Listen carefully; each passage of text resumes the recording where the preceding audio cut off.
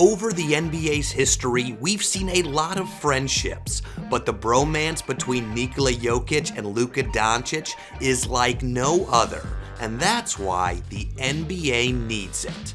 It's unique and not just American, but global.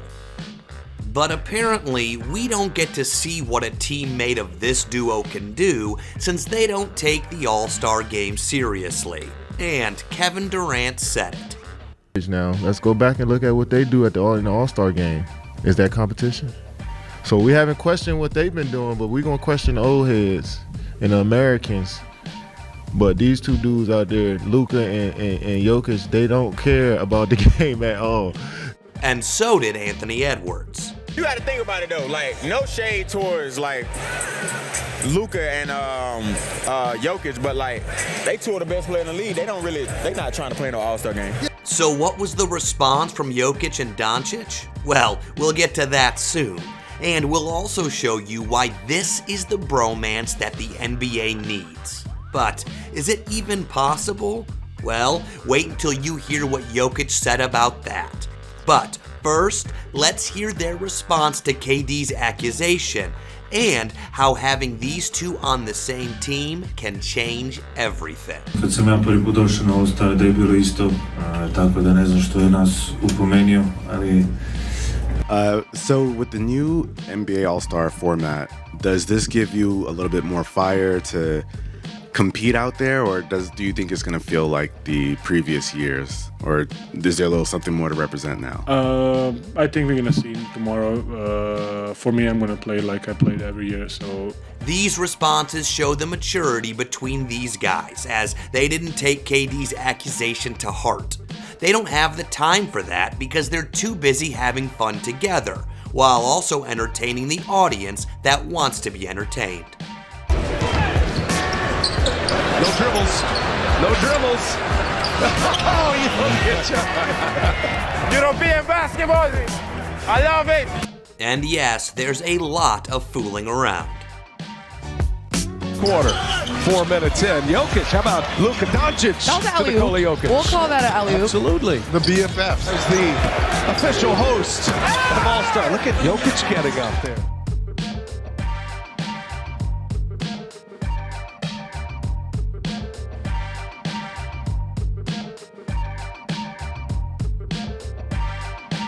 When asked about sitting next to Luka, Jokic didn't hesitate. We're big friends, so they put us next to each other. So we must be there. I mean, we are like brothers, seems like. And Luka, pretending to be annoyed, played along. Being right next to your brother? No. Not great? No.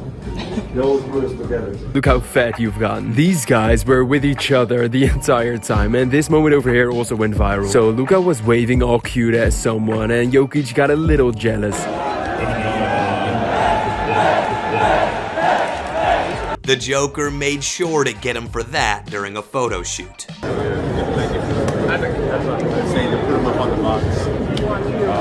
You see, that's not superstar politics. That's actual friendship. They're always together, always side by side. But if you put Luka on the spot, you're sure to get a nonchalant response delivered with a smile. Luka, who's your favorite teammate ever? I'm watching you just to know. Answer carefully. And you need to respond. All of them.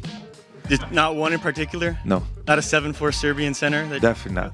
No? Top 10, top 20, top 30. Top 20. I love it. We'll take it. Thank you, Luka. But right after that, next thing you know, he's out there again with the Joker. You see, the NBA tries to manufacture rivalries and push storylines every season. But this feels effortless. And the scary part is, this is them not even trying. So imagine what that chemistry would look like if the stakes were real. Right now, most people only see the unserious version of them. Half-speed possessions, laughing during timeouts, and whatever this is.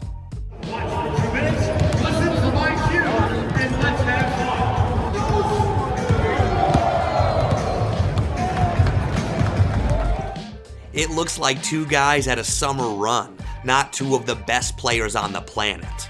But here's where it gets interesting. When Jokic was asked directly whether he and Luka could ever be teammates one day, he didn't shut it down.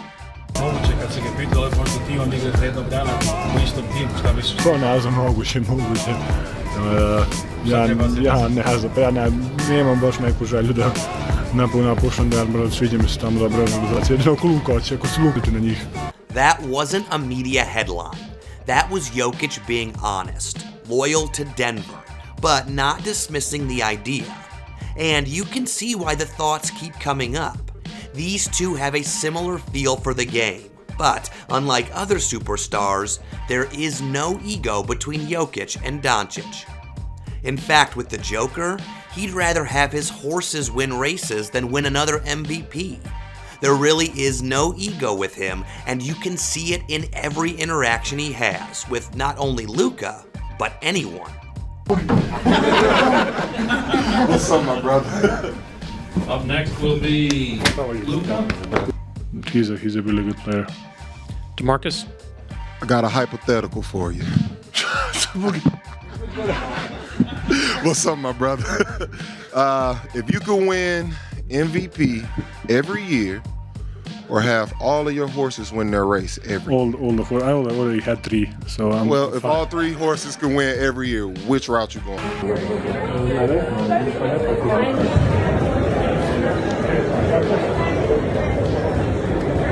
During All-Star weekends, Jokic basically becomes the locker room instigator. This is a Serbian thing. It's Serbian? Yes. Where? Can someone take a picture of people that are gonna... It's a Serbian. There's a horse back there? He teases Victor Wembanyama for bringing a book before the game. You really brought a book? Yeah. I read before every game. Isn't this crazy? So like I brought... That was last year, but he did it again this year. That's all right, okay? You read the book? Of course I did. You didn't? No, I didn't. And yet, he's the same guy hunting down autographs like a fan. Where's the alien? I want the alien. What happens now? We lost already? Nikola Jokic is not a superstar who lives in isolation. Now, imagine pairing that personality with Luka's competitive fire when games actually matter. Because when the playoffs come, both of them flip the switch. Right now, All-Star games showed the relaxed version of them. But if they were on the same team, the pick and roll alone would be unguardable. But how is it possible to have them both on the same team? What would it take? In the NBA, it is one thing to enjoy a friendship, but it is another thing entirely to understand the business side of the league. It is that business side that broke Luka Doncic and Mavs fans' hearts last season, sending him to LA. As for Nikola Jokic, he has been extremely clear about where he stands. He has repeatedly said that he loves Denver. His contract reflects that commitment, and the Nuggets would never move him unless he demanded it. Luka Doncic right now has an extension that ties him to the Lakers through the late 2020s, with a player option after that. So that means any immediate pairing would require a massive trade. And here is where reality becomes complicated. For a trade to happen, salaries must match, draft capital must be overwhelming, and young talent must be included. The Lakers would need to send out nearly everything of value, including picks deep into the future. Also, Denver would have to believe that rebuilding around assets is better than competing with the best player in the world. That scenario is extremely unlikely unless Jokic himself pushes for it. And nothing about his personality suggests he would force his way out. Some fans ask whether the league would even allow a duo like this to form, but the answer to that is simple. If it complies with the collective bargaining agreement, the league cannot veto it. Adam Silver does not block legal super teams simply because they look dominant. So approval would not be the issue. Feasibility would, and the only realistic way for this to happen is through free agency. Jokic has a player option later in his contract. Doncic also has flexibility down the line. If their timelines align and if one of them decides to test the market, then a reunion could theoretically happen without assets being gutted or trades being forced. So basically, the door is not completely closed. It is just waiting for timing, circumstance, and ambition to align. But why or how would this benefit the NBA? The answer is simply because of the fact that the NBA has always thrived on storylines. Magic and Bird saved the league with rivalry. Kobe and Shaq built a dynasty with tension. LeBron formed super teams through ambition. But what the modern NBA rarely gives us is something simple and authentic. And this is exactly what a Nikola Jokic and Luka Doncic partnership would represent. Right now, they treat All-Star Weekend like recess. They joke, they experiment, they laugh through possessions. Critics call it unserious, but what they are really showing is comfort. They are secure enough in their greatness that they do not need exhibitions to validate it. But if those same two players ever shared a locker room in June, fighting for a championship, the tone would change immediately. Defenses would be forced to choose between guarding the best passing center in basketball history or one of the most creative scorers the league has ever seen. But beyond tactics, think about what it would mean globally. A Serbian and a Slovenian leading a franchise together in an American league that increasingly belongs to international stars would signal a generational shift. It would be the biggest narrative to capture and fuel a global audience to never want to miss a game.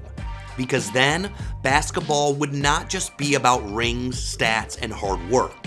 It would also be about true and natural friendships. And this is something the NBA has never had in its history. Right now, Nikola Jokic and Luka Doncic only share All-Star weekends. They share jokes and moments that go viral for humor instead of dominance. They have insane chemistry that you cannot fake. But the possibility of them playing on the same team? That would be something the league has never seen before. Yet the thought of them actually trying together is enough to spark the imagination of the entire league. But do you think it will ever happen? Let us know in the comments. And if you want to see more NBA stories and interviews, make sure you watch the next video on your screen.